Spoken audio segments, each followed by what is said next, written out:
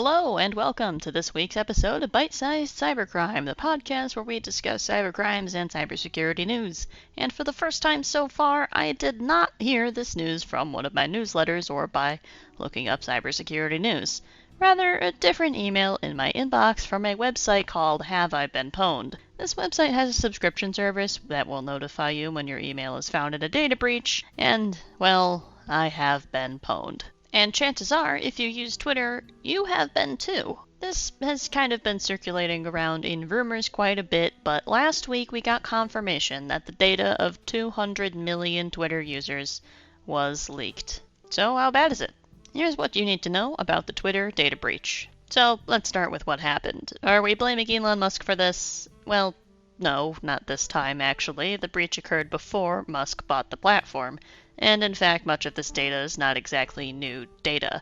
At the end of 2021, a report was submitted to Twitter's HackerOne, which is a site used for people to demonstrate and report security vulnerabilities to Twitter themselves or for anyone else who uses HackerOne. People who discover the vulnerabilities may even receive a cash reward for doing so. The post outlined a vulnerability in an API. Now, an API is an application programming interface, and it's just a way for two or more computer programs to communicate with each other. It allows two different softwares to communicate with each other more easily instead of, combining it into one software or manually doing other things with that information to get it to work together.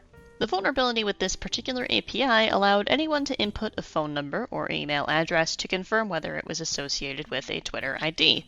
And then yet a different API was used to scrape Twitter for these IDs, and these two vulnerabilities combined allowed threat actors to assemble profiles for users on Twitter who may have thought themselves to be anonymous. It was able to create a definite link between someone's email address or phone number and other personal information and their Twitter account, when normally this information is not publicly viewable. This flaw was fixed in January of 2022, which wildly enough was now a year ago, but it still hasn't stopped the data from being leaked this year.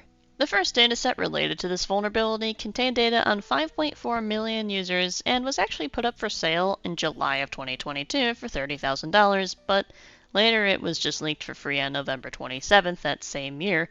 And apparently around that time, another dataset with the data of 17 million users was also rumored to be floating around. So why am I talking about this now? Well, as you heard before, on January 4th of 2022, a dataset with the data on 200 million Twitter users was leaked, and it was valued on the dark web for $2. Wait, seriously? $2? That's not a typo? How did we go from $30,000 for much less data to $2 for the... I guess the other data was leaked for free anyways, but that still seems like you should charge a little, at least do like $10, I don't know. I promise, I checked my script, this isn't a typo. I checked my sources again, it's definitely, it says $2. Okay, we're going with that. I'll explain my theory on why it's so cheap later, but we need to get through some different context first. The data was released as a RAR archive with 6 text files, totaling up to 59 gigabytes of data across all 6 of the files. Each line in the file includes an email address, name, screen name, follow count, and account creation dates of Twitter users.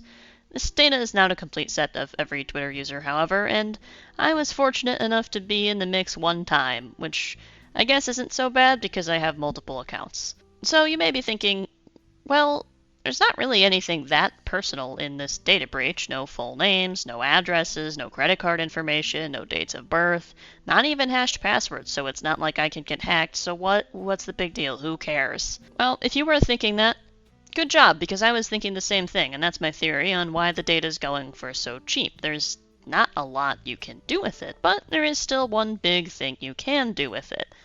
And if you guessed phishing, you would be correct. It's not the baddest of data breaches when it comes to what was actually leaked. We've seen much worse on this podcast, but when emails are leaked, phishing becomes much easier, and verified accounts or accounts with large followers are prime targets. Many people whose Twitter accounts end up compromised are used to promote other scams on their accounts, whether it's crypto scams, products, or just turning them into bot accounts to do other types of phishing-esque schemes. This could be a coincidence, of course, but I did notice an uptick of phishing emails in the inbox that, well, I used for one of my Twitter accounts that was compromised. Some cybersecurity experts also believe that hacks on very random accounts of famous people like Ed Sheeran and Piers Morgan, yeah, I know, not at all related people, may be linked to this breach. It could be that all that was needed was a proper email address to send the right scam email. One of the biggest concerns people bring up is the potential to link anonymous users with real identities. As with real phone numbers and email addresses, it's not exactly difficult to connect those dots, and there's really not much that can be done in that case. What's leaked has been leaked. If you do wish to remain anonymous on any kind of website, making a throwaway email or using a service like 10-Minute Mail, which generates a random email address that is for temporary use, is a better idea than using a personal account email. Just remember your password. Other concerns are involving the GDPR, which is the EU's strict data protection law.